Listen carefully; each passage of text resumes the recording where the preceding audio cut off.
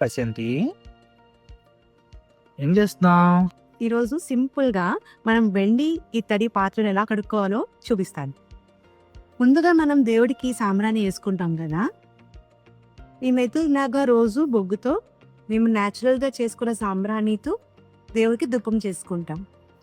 ఇప్పుడు కొంచెం కోల్ బాగా హీట్ అయిన తర్వాత న్యాచురల్గా చేసుకున్న సాంబ్రాణి పొడిని దాని మీద ఇలా వేసుకోవాలి. చూస్తున్నారు కదా ఎంతలా పొగొస్తుందో.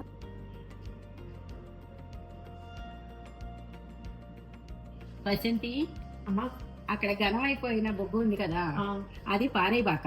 ఓకే, తెచ్చాను. ఇప్పుడు ఏం చేయాలి? దాంతో ఈ వెండి సామాన్లు తోముకుంటే తెల్లగా వస్తాయి. ఇందులో వేసేనా? అందులో వేసే. ఓకే, ఇప్పుడు ఎలా తోమాలమ్మా దీన్ని? దానిలో కొంచెం లిక్విడ్ సర్ఫ్ వేసుకొని అప్పుడు తోమితే చక్కగా తెల్లగా పువ్వులా వస్తాయి. ఓకే, ఇప్పుడు అంటే కెమికల్స్ కలిపిన లిక్విడ్స్ ఏవేవో ఉంటాయి, కానీ మేము పాతకాలంలో అయితే ఇవే వీటితోనే తోముకుంటాయి పువ్వులాగా. అవునమ్మా, తెల్లగా వస్తుంది. ఇలా అన్ని ఇత్తడి వెండి అన్నీ తోముకోవచ్చు. స్టీల్ కూడా బాగుంటుంది మెరుస్తూ.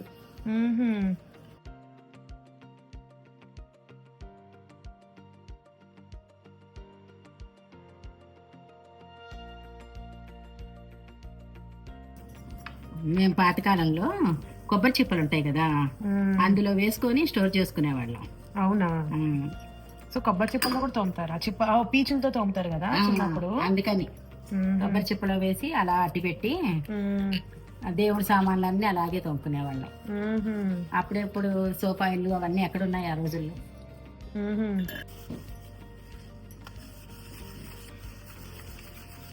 తోముతుంటేనే తెల్లగా అయిపోయింది. ఇప్పుడు వీటిని వాటర్తో కడుక్కోవాలమ్మా? అంతే. ఓకే, నేను వాటర్తో కడుక్కుంటే తెల్లాడే ఇత్తడి వెండి, ఏ కెమికల్స్ లేకుండా.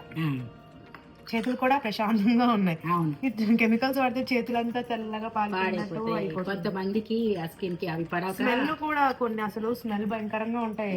ఇది చక్కగా దేవుడి దగ్గర ఉన్న స్మెల్ వస్తుంది. అవును, సామ్రాణి పొగవాసన. అవునమ్మా. జస్ట్ వాటర్తో క్లీన్ చేసుకోండి.